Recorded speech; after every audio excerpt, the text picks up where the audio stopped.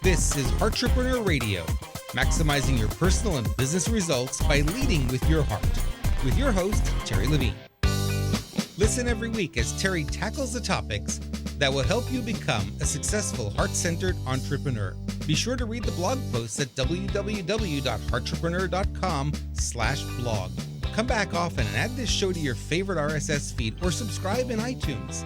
You can also follow Terri on Twitter at MentorTerri and on Facebook.com/Heartrepreneur Terri Levine. And now here's Terri. Hello and welcome to Heartrepreneur Radio and TV show with Terri Levine. I'm your co-host, Velma Gallant, and I'm super excited to be here with you today. You can connect with Terri, me, and other like-minded heart-based business owners in the Heartrepreneurs with Terri Levine group. So go check it out. We're on Facebook. And if you like this show, please give us your likes. We always love the 5-star reviews, and be sure to listen to everything that we've got here for you. Today's quote is, "I think entrepreneurship is combining a passion with the tenacity to problem solve and the fearlessness to fail." Julia Hart. Today's show topic, as you can guess, is going to be about tenacity, innate tenacity to become a successful multi-business entrepreneur. Our special guest this week is Chad Peterson.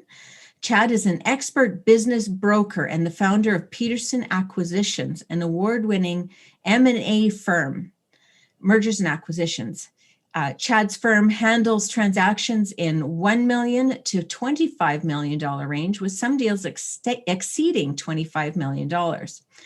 He works with companies all over the United States and has completed international deals as well. Peterson Acquisitions was recently named by one publication as the #1 ranked business broker in the United States.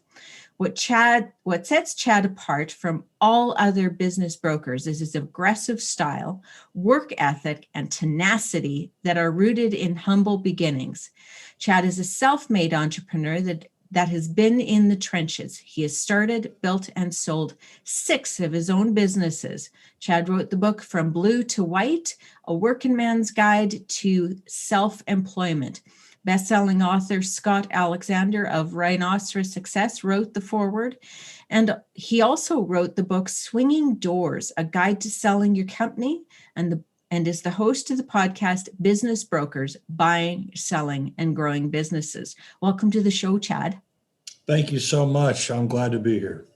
So I picked the quote about tenacity because that's really what stood out about what you offer, what you teach, what you are.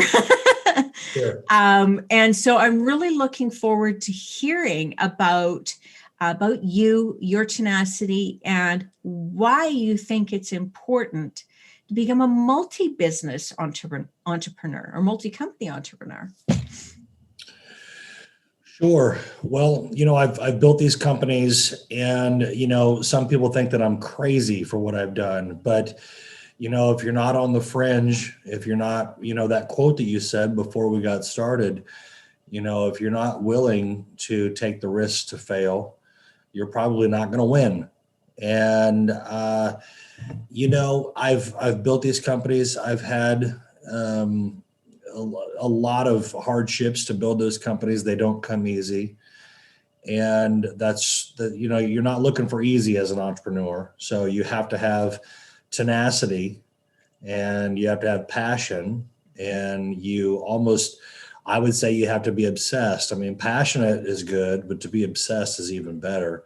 And so I get into a goal of mine, and I get more than passionate. I get obsessed with it because I just get excited about it, and I think you have to get excited about it in order to be successful. And that's really who I am. And so tenacity comes through my spirit. It comes through my being, because, if you get passionate and obsessed about something enough, tenacity is bound to follow. Well, absolutely. I know I've been called stubborn in my life. Yeah. And the word I chose, it was tenacity, because to me, tenacity speaks to that obsession, that passion, that excitement, and all of that wrapped up into one amazing bundle. And I think it's an amazing energy to ride as you're going through those things that don't always go as smooth as we want. For sure. So tell me, you wrote the book From Blue to White, Working Man's Guide to Self-Employment. Tell me a little bit about where that came from. I grew up in construction. My dad was a construction worker, and there's nothing glamorous about that, but it is good money. I mean, people, if you do it right, you can make really good money in the blue collar world. And this country, along with other countries and throughout history, I think we've gotten a little bit too focused on college, and we've gotten too focused on the professional careers. Not everybody can be a doctor, dentist, or lawyer, or, a CEO. And so as the colleges have pursued their goal, their business model of bringing on students, and now there's a college on every corner, and there's, a million colleges online, we're finding now the result of that agenda of go get a higher education, go get a college degree. We're finding the result of that is really a forgotten world of tradesmen. And, we need plumbers, we need carpenters, we need contractors. And so I saw the need there, and I had always been in construction reluctantly, begrudgingly. I was in construction, just being raised by my dad. Mm-hmm. And I didn't like it much, but as I got older, I'm like, wait a minute, why go to college and do the whole thing? You can make a damn good living being a tradesman. And if you remember the show, Mike Rowe's show, mm-hmm. Dirty Jobs, he has the same kind of agenda to shed light on, hey, college is okay for some, but not for all. And so let's look at these trades and see what kind of life you could give yourself by being a tradesman. And throughout my career of, building and selling businesses, some of those businesses were blue collar businesses. And all it takes is just a few turns of the dial within your mind to not become a tradesman, but become the business owner of the trade. It's just a small adjustment. And so that's why I named the book From Blue to White. So, be in a blue collar trade, but be the guy that gets the contract and hires the people and isn't doing all the work within a blue collar industry. So I wrote that book on how to do that from start to finish, basically. And to my readers that read that book, I teach them how to make $1,000 a day and not picking up a tool, but being in the blue collar world. And so it really is about being the guy that wears the white collar inside of a blue collar industry. And that's what the book's about. I really love that, because I've had many conversations with my son as he grows up to basically open up that you have the whole world ahead of you, not just what somebody said was the right thing to do. I mean, I remember growing up and hearing that, trades are for the people who aren't smart enough to be at college or university. And I'm like, that's baloney. That is baloney. You need to be smart to figure out and problem solve in that world too. Oh, absolutely. Right. And so I love the change of focus, that it's not about who's smart enough or not smart enough. It's a matter of, what do you love to do? Who do you love to spend time with? What are the things that get you excited? What is it that gets you all revved up? Yeah. Right. Well, and I think what you said is fantastic, because, I read somewhere on your website, Terri's website, and I'm probably going to botch it, but the bottom line is that the world has a way of convincing you of what it wants out of you. And, how do you look past that and figure out what it is that you want to do? And you can make a great living out there being self-employed in a blue collar world, in the trades world. And there are multimillionaires out there, owning plumbing companies and carpentry companies and, Yep.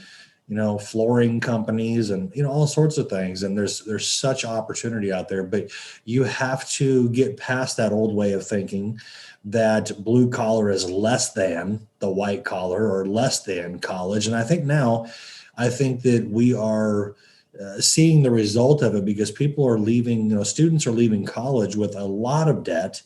They've got $100,000, $150,000 in debt.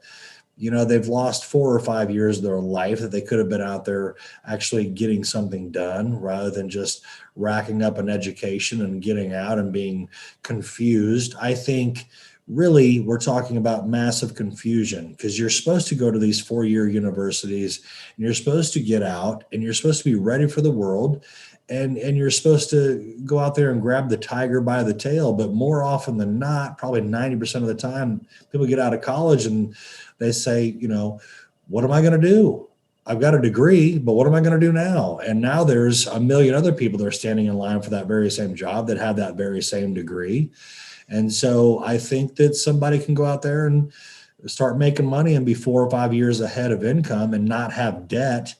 And, education's great, but it's not everything.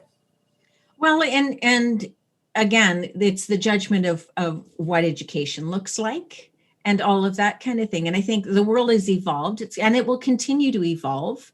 Sure. And so really, it's like you said, being on that leading edge and making choices that are based on what excites you and what jazzes you, and knowing that you can take that and build it into something absolutely amazing. Absolutely. Yeah.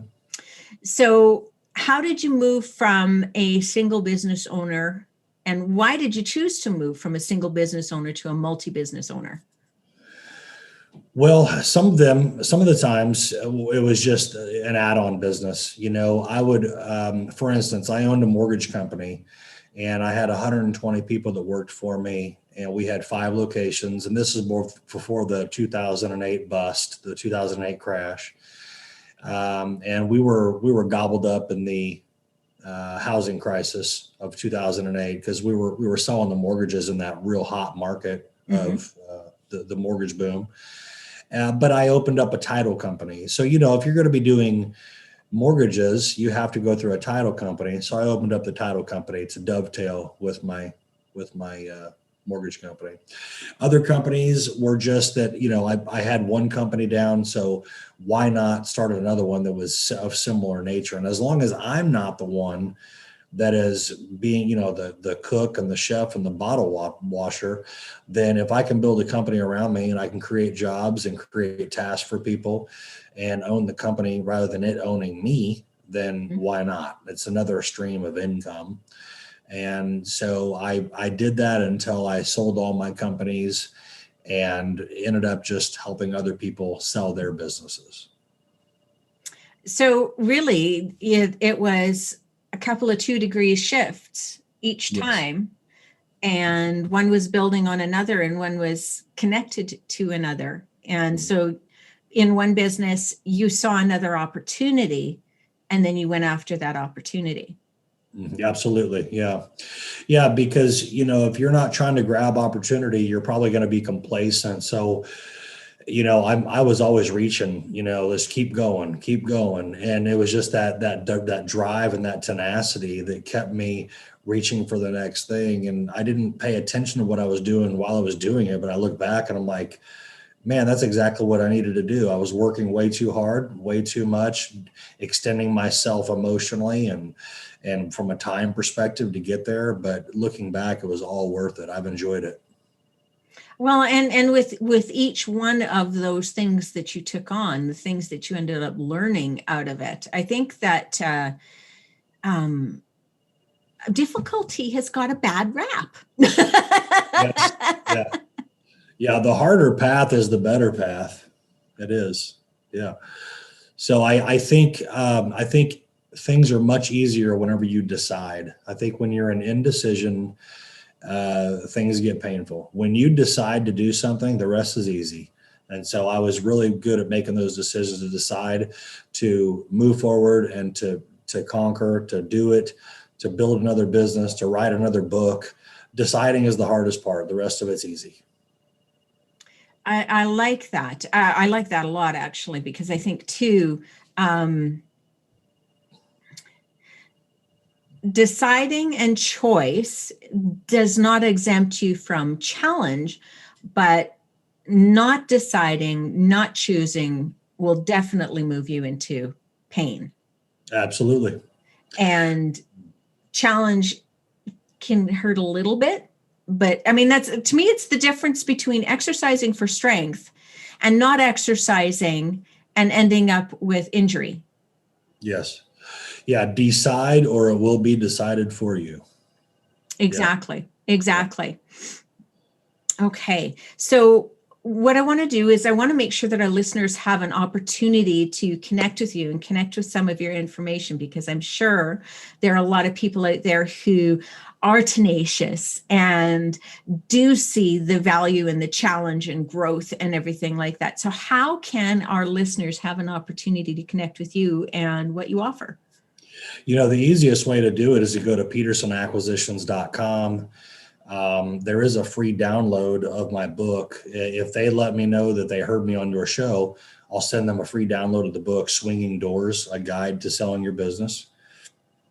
So petersonacquisitions.com, and you can find me out there on many, many podcasts, probably over 100 podcasts of other people's shows. And also they can find me on the Business Brokers podcast as well. They can hear me on that. So that's the easiest way to connect with me. So tell me a little bit about acquiring a business. What's the difference between, and what's the value in acquiring a business versus building a business?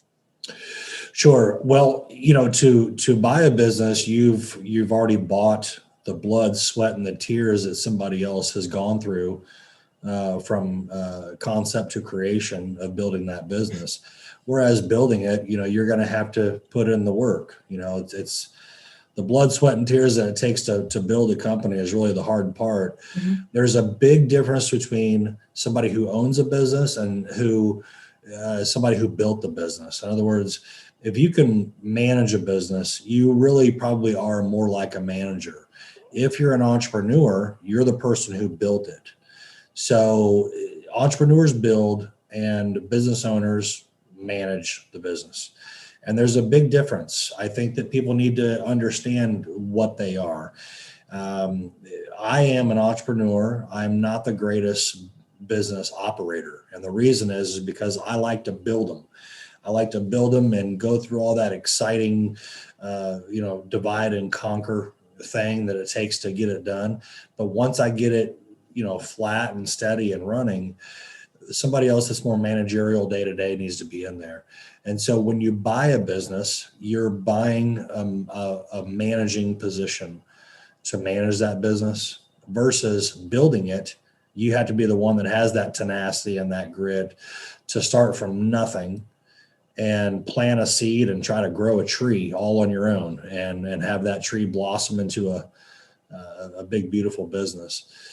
So that's the difference. And so whenever you buy a business, you get to buy that revenue stream. Let's say that entrepreneur who started that business has it to where it's making $400,000 a year. Well, you get to just buy that $400,000 a year of income without having to go through the struggles of starting it yourself from scratch. And that's the difference. So what I'm hearing is that, much like what we were talking about with university versus trades, is what is it that is passionate for you? So is it the building and then handing off to someone else, or is it the acquiring of these different businesses that may be related? So say, for example, I've built a business, and the opportunity to acquire a related business to enhance what I've got and enhance the services that I do. That's one way of doing it as well. Like there's so many opportunities I'm hearing coming at this from all angles. Yeah, sure. I mean, for me, whenever I built a company, the exciting part was selling it to somebody who wanted to manage it, because I didn't want to manage it. Right. And, like I said, because I'm not really a business manager, it's just not who I am. But to me, that was the exciting part. So I think for the listeners that are listening, I think that's a really good exercise to decide, is acquiring a business and managing one, is that more appealing? Or is starting one from scratch and surrounding yourself with the people that can assist you with the wisdom that it's going to take to be able to navigate building that business to a success, if that's more in line with their interests? I mean, people have to decide that. And for me, it was always build it and sell it to somebody who can manage it. It was never to operate businesses long term. That was never my goal, but that's only because that's who I am and that's how I'm built. So I think people just need to take some personal inventory and figure out who they are and what gets them excited and what they really want to do, and decide and go from there. Well, and I think there's even a third layer there of, it's really exciting to acquire all these things and put a manager in there.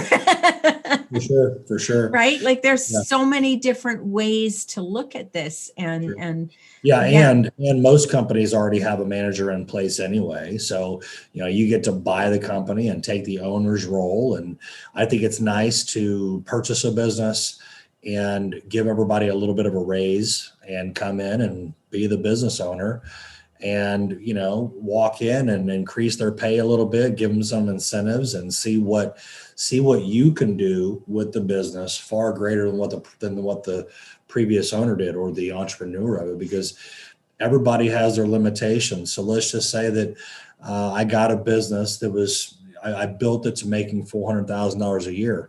Mm-hmm. Well, if somebody comes in with some new passion, they're invigorated, they're excited, they come in and they take the owner's position and they can do more with it, then sky's the limit. Maybe you come in and you buy a business and you can double the income in a couple years because you have new visions and new ways of doing things, and maybe a more appetite for marketing, and you want to take more of the market share of whatever business that you're in. You want to beat out the competitors, or you want to, there's all sorts of fun stuff you can get into as taking the position of the new owner.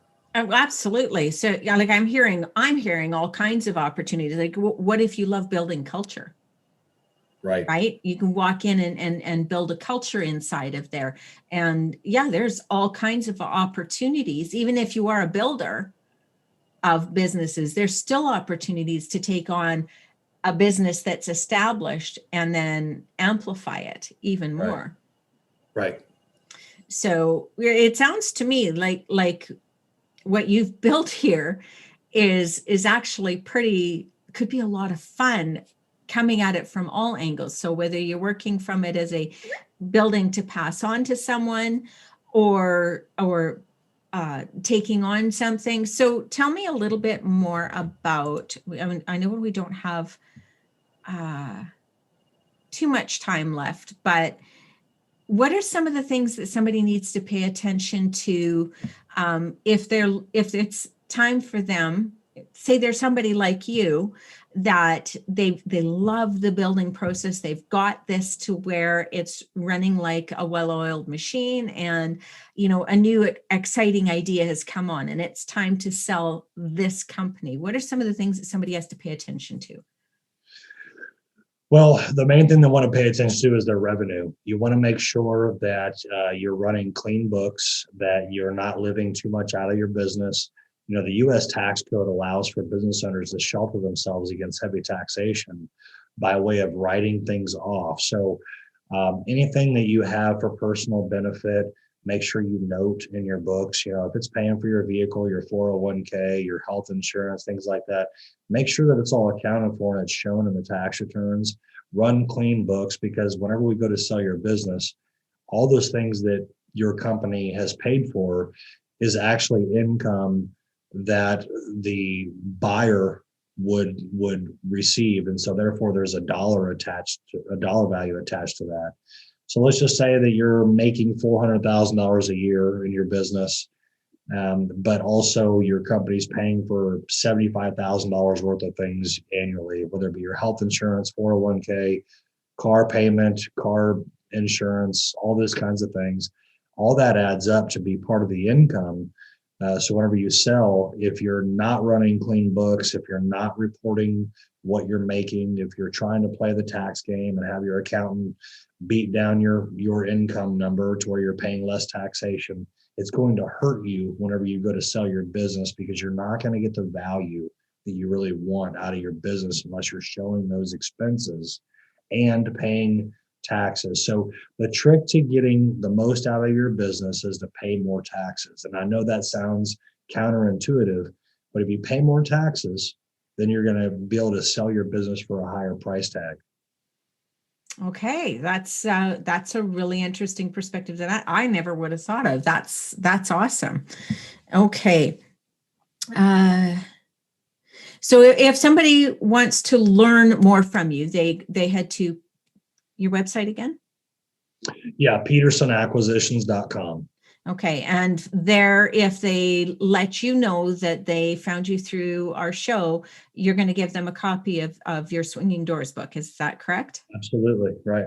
Fantastic. So those of you who are listening, one of the things that Terri teaches is to build a company, not just a business. You don't want to be just trading your time for money. You actually want to build something. And then once you've built it, then you can start working with people like Chad that are going to give you the opportunity to either own additional businesses or sell the one you've got, so you could start building again and do that which you're really excited about. So I want to thank you, Chad, for coming and sharing some of your wisdom and your ideas with us. I love what you're up to and what you're the doors that you're opening for people and the ideas that you're opening for people. I think it's fantastic. And for those of you who are listening, be sure to check out Chad. Be sure to check out all of our shows. Make sure you like our shows and give us those 5-star reviews. And don't forget to stop by Facebook and hit Heartrepreneurs with Terri Levine and start hanging out with more heart-based business owners and building your business through your heart. Thanks, and have an absolutely fantastic day. You've been listening to Heartrepreneur Radio, maximizing your personal and business results by leading with your heart, with your host, Terri Levine. This show is produced every week for your enjoyment and education. To make sure you never miss a single show, add us to your favorite RSS feed or subscribe in iTunes. You can also read Terri's latest blog posts at www.heartrepreneur.com/blog, or follow Terri on Twitter at MentorTerri and on Facebook.com/Heartrepreneur Terri Levine. Your questions and comments are always welcome and appreciated. Send them to Terri on either Facebook or Twitter. Thank you for listening.